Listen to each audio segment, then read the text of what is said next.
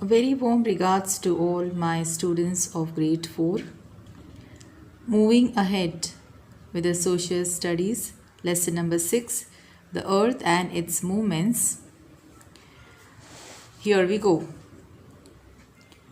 In the course of its revolution, there are times when the earth is in such a position that both the hemispheres get equal rays of the sun.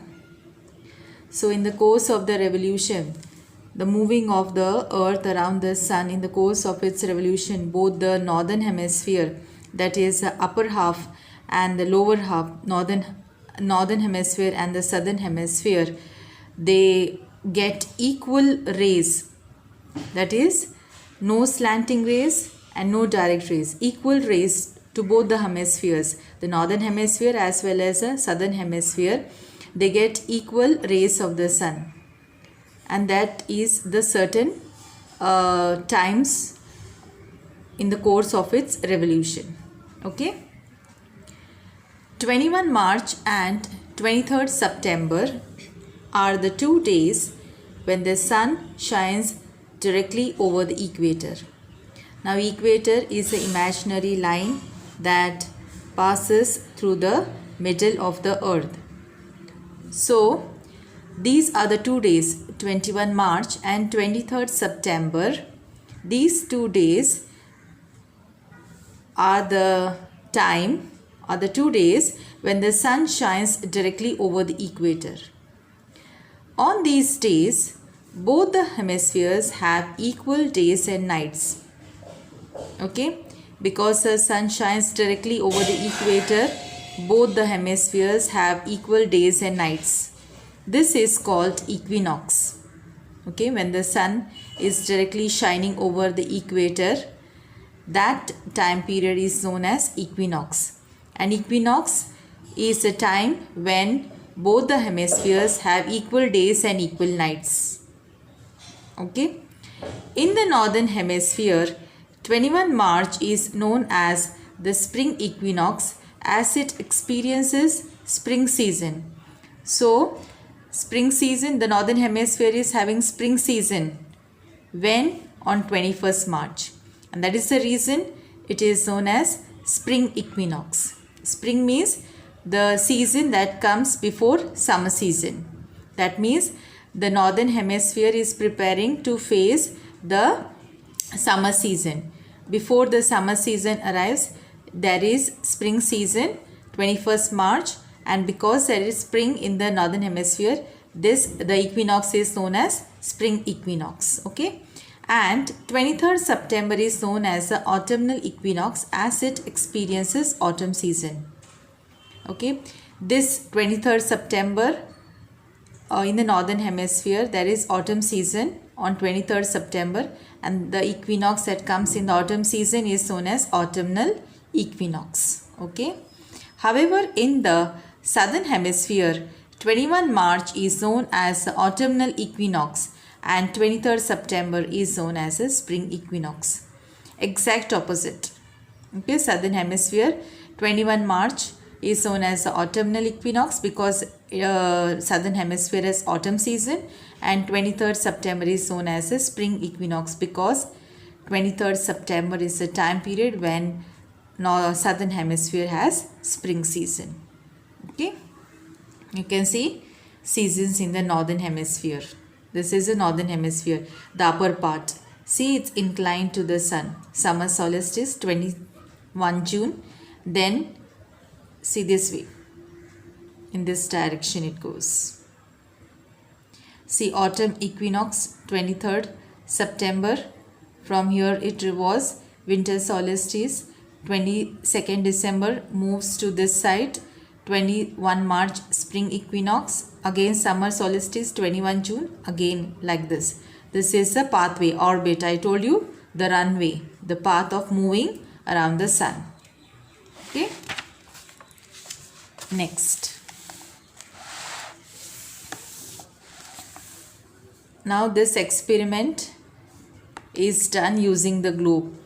You keep a globe and then you reflect the torch light on it. You can see This torch represents the sun's rays, okay, and this globe is our planet Earth. Now when you put the torch light on this, you can see the light covers till this part. This experiment is done, okay. Special case of the poles. Poles is the end point. See, this point and this point is known as the poles. The upper point is known as the North Pole and the lower point is known as the South Pole. See, these two ends of the globe is known as poles, okay. Take a globe, light a torch over it and spin the globe. With this experiment you can do it if you have a globe at home, otherwise we will do it in the school, okay. So when you spin the globe, you put a torch light on it and then you spin the globe, okay. The spin represents rotation. The spin of the globe represents the rotation of our earth that causes day and night. So you know that the rotation of the earth causes day and night. Observe the poles during the spin. Now if you keenly observe the end points, that is the North Pole and the South Pole, during the spin, what you will observe? Let's see. You will find that when the northern half of the globe is tilted towards the light source, the North Pole does not get dark at any point of the spin. So in this case, the South Pole is inclined, is nearer to the torchlight. So you can see this pole is not getting dark, okay, but this pole is getting dark. Similarly, if this pole, that is the North Pole, is tilted towards the torchlight, this portion will never get dark even if how many times you spin the globe. This part, that is the North Pole, will never be in darkness, whereas this pole will be in dark, okay. Whichever portion is tilted, that portion will never be dark. Always remember that. If this portion is away from the source of the light, it will be dark, okay. However, the South Pole remains under darkness throughout the spin.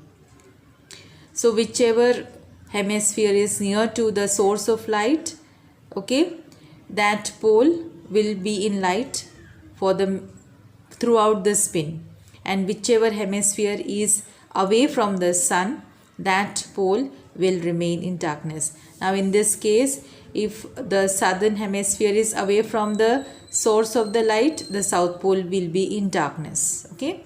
This occurs because of the tilt of the globe, because you can see the globe is tilted. It is not in straight position, it is a bit you can say leaning position, okay. Tilt means leaning position.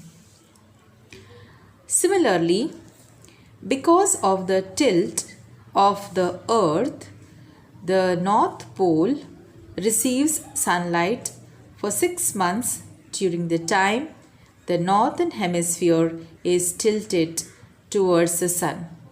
So just I said, whichever hemisphere. Now in this case, the northern hemisphere is tilted towards the sun. The North Pole, of course, obviously the North Pole will be receiving sunlight for 6 months. Okay. Why? Because the northern hemisphere is more nearer to the sun. Okay. During these 6 months, the South Pole is under darkness. Obviously, if the northern hemisphere is nearer to the sun, each and every part, including its poles, everything will be in light. And whichever portion is away, whichever hemisphere is away from the sun, obviously few of its parts will be in darkness. It will never receive sunlight. Okay.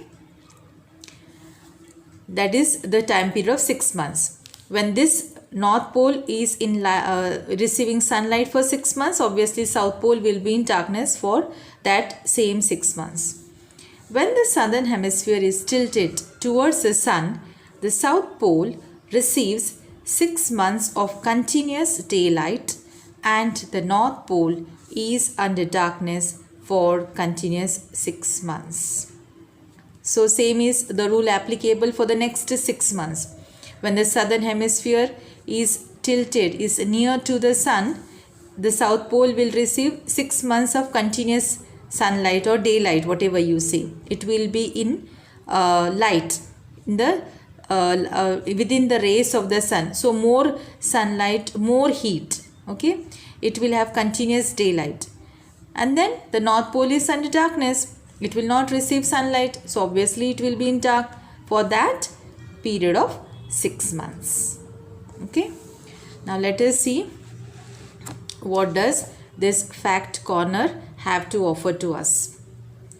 The phenomena taking place at the poles when the sun is seen even at midnight is called the midnight sun.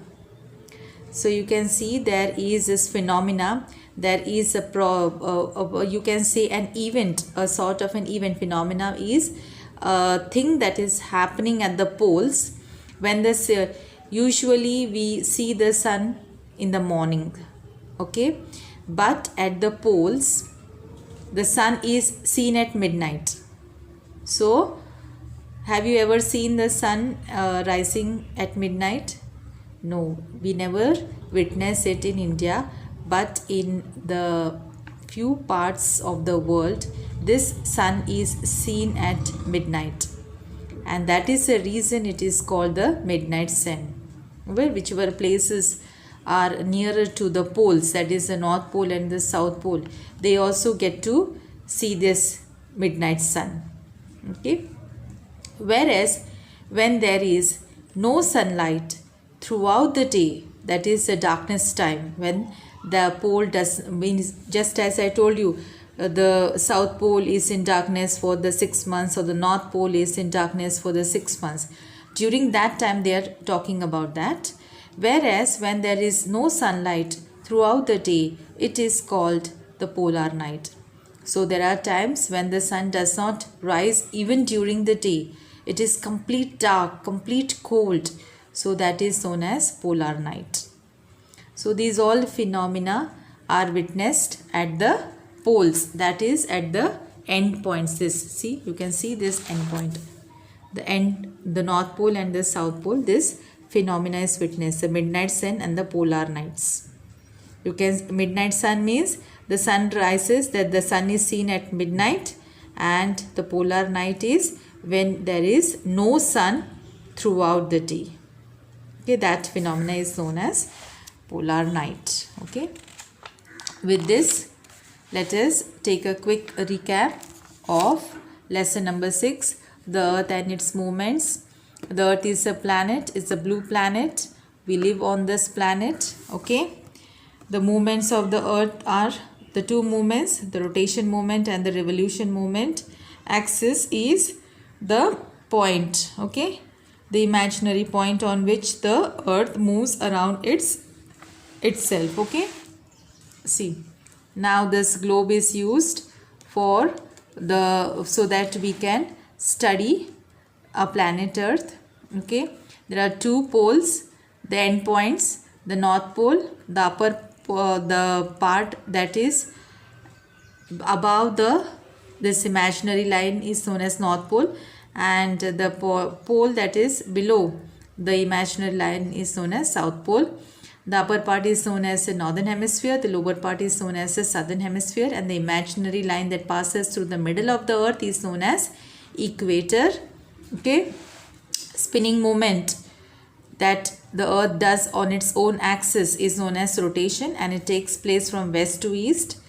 It takes approximately 24 hours, that is 1 day. This is the reason why we have day and nights. Okay, the rotation moment of the earth causes day and night. Continuously it happens one after the other. Then the revolution of the earth, time period taken to move around the sun is 365 days plus 6 hours. This 6 hours is set aside every year to calculate up to 1 day and that is the fourth year, that is a leap year. Okay, and leap year means the month of February has 1 day extra, that is 29 days, so that the year gets 366 days. Okay, the seasons are caused because of the tilt of the earth's axis and the revolution of the earth. Okay, some parts are in light and some parts are in dark. The part that experiences more of sunlight has summer season, and the part that remains gets less of gets less of sun's rays, that is the slanting rays, experiences winter season. Okay, and then we learnt about the summer solstice, the winter solstice. Okay, these are the dates that you have to memorize. Summer solstice in the northern hemisphere is 21 June. Winter solstice is 21 June in the southern hemisphere.